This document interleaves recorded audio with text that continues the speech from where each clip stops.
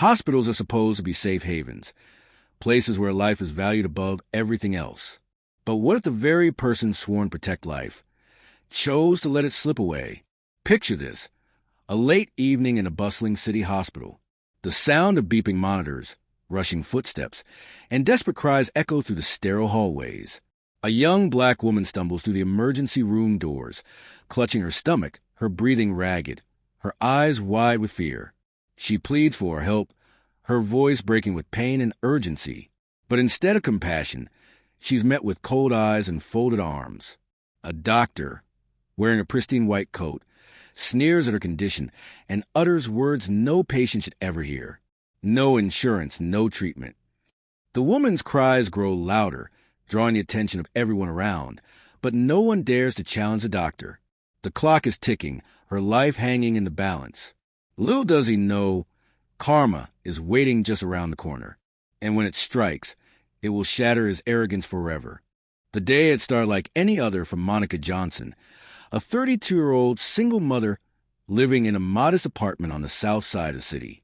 She worked long hours as a school librarian, juggling the demands of raising her 8-year-old daughter, Amara, while trying to make ends meet. Her paycheck barely covered rent, groceries, and childcare, but Monica was determined. She carried herself with dignity, never wanting pity from anyone.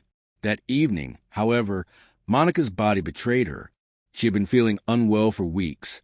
Sharp pains in her stomach, sudden dizziness, and overwhelming fatigue. But like many people without health insurance, she ignored the signs. A doctor's visit was a luxury she couldn't afford. Still, she told herself it was nothing, just stress from overwork. But that night, as she tucked Amara into bed, a wave of pain so intense shot through her that she collapsed on the floor. Her little girl's frightened scream pierced the silence.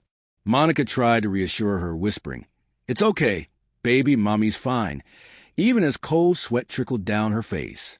Panicked, Amara dialed the only emergency number she knew. Their neighbor, Mrs. Lopez, an elderly woman who lived down the hall. Within minutes, Mrs. Lopez rushed in and called an ambulance. By the time Monica arrived at St. Mary's Hospital, her condition had worsened. Her breathing was shallow, her lips pale, her body trembling uncontrollably. Nurses wheeled her through the bright fluorescent-lit corridors, the smell of antiseptic sharp in the air. But as they pushed her into the emergency room, the atmosphere shifted. Behind the counter stood Dr. Richard Hale, a man in his late 40s with a sharp jawline, slick back hair, an ego that seemed to precede him into every room.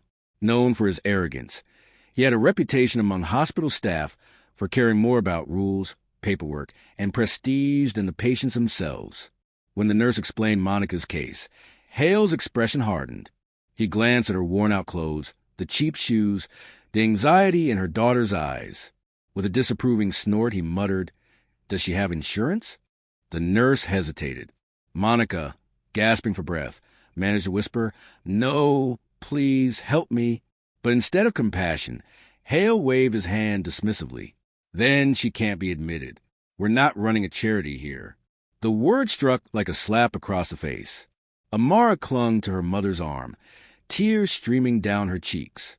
Mrs. Lopez shouted angrily, "Are you serious? She's dying right in front of you." Hale's tone grew colder. "There are policies. If she can't pay, she can't stay." Other staff members shifted uncomfortably, some looking away in shame, others whispering under their breath. But no one dared challenge him. After all, Hale was not just any doctor. He was a hospital's chief of emergency medicine. His word carried weight, and his wrath was something they all feared. Monica's vision blurred as she tried to sit up. Each breath was a battle, each second a reminder that her life was slipping away. She reached for Amara's hand, whispering, "Don't cry, baby. Mommy's strong." But inside, she was terrified. The cruel indifference in Hale's eyes wasn't just about insurance. It was about judgment. To him, Monica wasn't a patient. She was a burden, an inconvenience, someone who didn't deserve his time. The hallway grew tense as more patients and families noticed the scene. Some shook their heads in disbelief. Others whispered words of disgust. Yet, Hale stood unmoved, arms crossed, as if daring anyone to oppose him. At that moment, Monica realized a horrifying truth. In a place meant to save lives, her life had been reduced to a number on a form she didn't have. And unless something or someone changed the course of that night, she might not make it out alive. Little did Dr. Hale know, fate had already set the stage. Someone was about to walk through those hospital doors who exposed his cruelty for the world to see. Monica lay on the gurney, her breath shallow and uneven. The clock above the emergency ward ticked loudly, each second reminding everyone how fragile her condition was becoming. Yet Dr. Hale's arms remained crossed, his gaze icy and dismissive. Rules are rules, he repeated flatly, as though reciting a policy manual. No insurance, no treatment. Move her to the waiting area until she can arrange payment. A murmur of disbelief swept through the small crowd that had gathered, patients, nurses, and a few family members. One man muttered angrily, "Isn't this a hospital? What kind of doctor refuses to treat someone who's dying?" But Hale ignored them all, convinced that his authority was absolute. Mrs. Lopez, trembling with outrage, stepped forward. "You should be ashamed. This woman has a child. Look at her. She needs help now." Hale turned his head slowly, his eyes narrowing. "Ma'am, I suggest you calm down before I have security escort you out. Interfering with hospital procedures is not tolerated." The word sent a chill through the room. The nurses exchanged uneasy glances, caught between their duty to the patient and their fear of Hale's power. One young nurse, Emily, whispered to another, "She won't last much longer. Her vitals are dropping." But when Hale's eyes flicked toward her, she froze, her voice caught in her throat. Meanwhile, Monica's daughter Mara clutched her mother's hand, sobbing uncontrollably. "Please, somebody help my mommy. Please." Her cries echoed through the sterile corridors, a haunting sound that made even the hardest hearts flinch. Monica tried to stay awake, to reassure her daughter, but her strength was fading. Pain radiated through her chest, her vision darkened, and she whispered weakly, "Amara, stay strong for me." Just then another blow came, not from Hale, but from the system itself.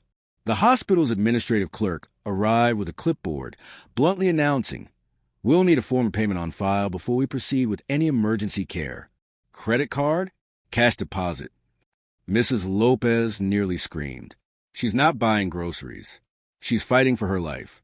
The clerk only shrugged, avoiding eye contact, as though rehearsed in this cruel routine. The injustice hung in the air like poison, and still no one stepped forward to challenge it. It was as though everyone had been conditioned to accept Hale's word as law. Minutes stretched painfully. Monica's body began to tremble, her breathing ragged. Emily, the young nurse, bit her lip so hard it bled. She couldn't take it any more. Kneeling beside Monica, she slipped her hand under the woman's wrist to check her pulse.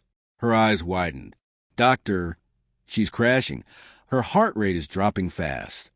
Hale didn't move. "If she can't pay, she can't stay." Emily's voice cracked. "With all due respect, sir, this is malpractice. This is murder." Gasps filled the room. Everyone waited for Hale's reaction. His face turned crimson and he barked, "Enough. You're a nurse, not a policymaker. Step back before you regret it." Emily's hands trembled. She wanted to defy him, to save this woman, but her career, her livelihood, hung in the balance. Tears burned her eyes as she reluctantly stood, guilt heavy on her chest.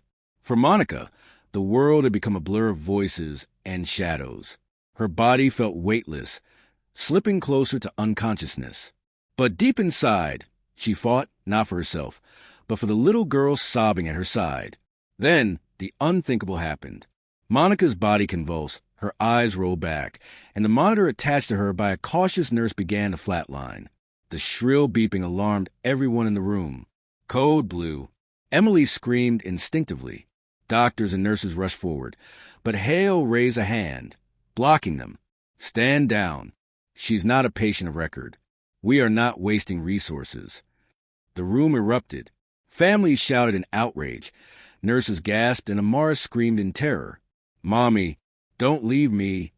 Mrs. Lopez pushed through the crowd, her voice sharp as a blade. "You monster. You're letting her die because she's black and poor." Hale's jaw tightened, but he didn't deny it. His silence said enough. And then Just as the chaos peaked, the glass doors of the entrance of the ER slid open. In walked Dr. Angela Brooks, a tall, commanding woman in her early 50s. She was no ordinary physician. She was a state health commissioner, one of the highest-ranking medical officials in the region. Her sharp eyes scanned the room, immediately locking onto the source of the chaos. Monica's limp body, the panicked child, and the cold indifference of Dr. Hale. "What on earth is going on here?" she demanded, her voice echoing with authority. The room fell silent, except for the sound of Amara's sobs and the shrill beeping of the heart monitor. Dr. Hale straightened his coat, attempting to mask his unease. "This woman has no insurance, Commissioner. She cannot be admitted under hospital policy. We were just—" "Policy." Dr. Brooks cut him off sharply. Her eyes burned with fury. "You're refusing emergency care in violation of federal law. EMBLA requires treatment regardless of insurance. And you're chief of emergency." Whispers rippled through the crowd.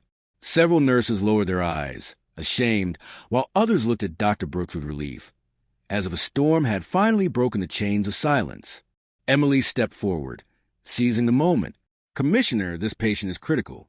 She needs immediate intervention or she'll die." Brooks didn't hesitate. "Get her into trauma room 1. Now!" Nurses rushed to obey, wheeling Monica away as Amara and Mrs. Lopez followed closely behind. For the first time that night, hope flickered in the little girl's tear-filled eyes. Dr. Hale, however, stood frozen, his face pale. He had spent years building his reputation, climbing the ranks with arrogance and intimidation. But in a single moment, his mask was ripped away, and he knew karma had finally arrived at his doorstep. What happened next would not only decide Monica's fate, but expose Hale's cruelty for the entire city to see. The trauma room burst into motion. Bright surgical lights beamed down on Monica's pale face as nurses scrambled to prepare 4 lines and defibrillator pads. The steady beep of machines filled the air, but her vitals were dangerously low. Each shallow breath seemed weaker than the last. "Push 1 milligram of epinephrine now," Dr. Brooks commanded, her voice cutting through the chaos. Emily rushed forward, adrenaline pumping through her veins, finally free to do what she was trained to do. She injected the medication, her hand steady despite the storm raging inside her. "We've got her on oxygen, BP still crashing." Amara stood just outside the trauma room window, her small hands pressed against the glass, tears streaming down her cheeks. Mrs. Lopez wrapped her arms around the girl, whispering prayers in Spanish, her own eyes wet. Inside, the room shook with urgency. Monica's heart monitor flatlined again. The piercing tone of the machine sliced through the air like a knife. "Clear," shouted Brooks. The defibrillator paddles discharged, Monica's body jolting violently on the table. Everyone held their breath. A flicker, a pause, then flatline again. "Again!" Brooks ordered. The second shock made Emily's heart pound in her chest. Still no rhythm. The nurses exchanged fearful glances. Time was running out. Meanwhile, outside the room, Dr. Hale hovered near the doorway, his arms crossed tighter than ever, his face pale and tense. He was no longer in control, no longer the master of this domain. His colleagues avoided his eyes, whispering among themselves. Some recorded quietly on their phones, documenting every moment, his refusal, his arrogance, his downfall. Inside, Brooks's voice cut through the suffocating silence. "We are not giving up on her." Again clear. The third shock hit. Monica's chest heaved, her body convulsed, and then, beep, a weak, tentative rhythm. The sound was fragile, like a candle flame in the wind, but it was there. The room exhaled collectively. Hold that rhythm. Stabilize her vitals. Get the 4 fluids running wide open. Brooks barked. Her eyes softened only for a moment as she glanced toward the window, where Amara stood frozen, hope flickering in her eyes. Emily leaned closer to Monica, whispering softly even though the woman was unconscious. "Stay with us. Your little girl needs you. You're not leaving tonight." Slowly, color began to return to Monica's cheeks. Her chest rose more evenly. The machine steadied. Against all odds, she had been pulled back from the brink. Outside, the waiting room had turned into a storm of outrage. Families who had witnessed everything shouted angrily at Hale. "You would have let her die. one woman screamed. And you call yourself a doctor? Another spat. Security tried to calm the growing mob, but their fury only grew louder. Then, the hospital director arrived, alerted by the chaos. He froze as Dr. Brooks turned on Hale, her words sharp enough to cut steel. You violated your oath. You violated federal law. And you nearly killed a woman in front of her child because of your arrogance. Hale stammered, sweat forming at his temples. I was following policy. Policy does not excuse cruelty. Brooks snapped. Her voice boomed through the hall, witnessed by dozens of patients, families, and staff. You've disgraced this hospital, this profession, and every life entrusted to your care. The director's face darkened. Dr. Hale, you're suspended immediately pending investigation. Hand over your badge and coat. Gasps filled the corridor. Hale's face drained of color. He opened his mouth to protest, but the words died on his tongue as security stepped forward. With trembling hands, he removed his white coat, the very symbol of his authority, and placed it in the director's outstretched hand. The crowd erupted in murmurs. Some clapped, others jeered. Amara, watching from the corner, pointed at him with innocent fury. That's the man who didn't want to save my mommy. Her voice, small but piercing, silenced the hallway. For Hale, it was over. Years of arrogance, built on cruelty and indifference, had crumbled in a single night. His reputation shattered, his career in ruins, and his shame exposed before the very people he once looked down upon. Inside the trauma room, Monica's eyes fluttered open. Her gaze met Amara's through the glass. Weak but alive, she mouthed, "I'm okay."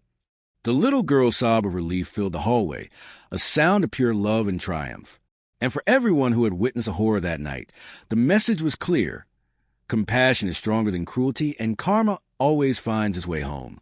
The storm of chaos gradually gave way to a fragile calm. In the trauma unit, Monica lay resting, her breathing steady now, her body hooked up to 4 fluids and a heart monitor that beeped with reassuring rhythm. Exhausted but alive, she turned her head toward the window where Amara stood, her small face pressed against the glass. The moment their eyes met, mother and daughter smiled through tears, proof that love had survived the night. Dr. Brooks gently pulled Amara into the room. The girl rushed forward, climbing onto the bed to hug her mother. "Mommy, I thought I lost you," she whispered, her tiny body trembling. Monica stroked her daughter's hair, her voice faint but full of warmth. "I'm here, baby. I'm not going anywhere." Mrs. Lopez wiped her eyes, whispering a quiet gracias a Dios, before turning to Dr. Brooks. "You saved her. You saved a family tonight." But Brooks shook her head. "No, ma'am. She saved herself, her strength, her will to fight. I only gave her a chance." Outside, the hospital was buzzing. News had already begun spreading. Videos recorded by bystanders were posted online within minutes, showing Dr. Hale refusing treatment, his cold words replayed for thousands to hear. No insurance, no treatment. Outrage poured in from all corners, patients, activists, even fellow medical professionals condemning his behavior. By morning, the story had gone viral. Headlines read, "Doctor refuses to treat black woman. Suspended after state commissioner intervenes." The hospital issued a public apology, vowing to review all policies and retrain staff. But the damage to Hale's reputation was irreparable. Once a man who walked with pride and arrogance, he now faced disgrace, lawsuits, and the very real possibility of losing his license forever. For Monica, however, the aftermath was not about Hale. It was about life. Recovery was slow, but each day she grew stronger. Nurses, now treating her with the compassion she deserved, often stopped by just to see her smile. Patients she'd never met sent cards and flowers, calling her a symbol of resilience. One afternoon, as she sat up in bed with Amara reading beside her, Dr. Brooks visited. She pulled a chair close, her expression soft. "Monica, you've been through hell, but I want you to know something. You matter. Your life matters. And no one, not even a doctor in a white coat, has the right to decide otherwise." Monica's eyes filled with tears. "Thank you, not just for saving me, but for standing up for people like me who don't have a voice." Brooks smiled, then promised me something. "Share your story. Let the world know what happened, so no one else has to go through it again." And Monica did. Weeks later, still healing but determined, she spoke at a community town hall. Her voice steady as she recounted that night. She didn't speak with bitterness. She spoke with courage, reminding everyone that access to health care was not a privilege, but a human right. Her story spread even further, inspiring conversations about reform, accountability, and compassion in medicine. As for Amara, she never forgot the night her mother nearly slipped away. But instead of fear, she carried pride. In school, when asked about her hero, she no longer hesitated. "My mom," she said with a smile, "because she's stronger than anyone I know." And though Hale disappeared from headlines, his downfall remained a cautionary tale.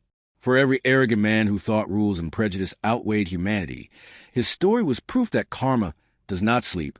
It arrives swiftly, without mercy. In the end, the hospital incident was more than a scandal. It was a lesson etched into the hearts of everyone who witnessed it. Compassion saves lives. Arrogance destroys them. And when cruelty hides behind authority, it will always, eventually be exposed. So ask yourself, if you were in that hospital hallway, would you have stayed silent, or would you have spoken up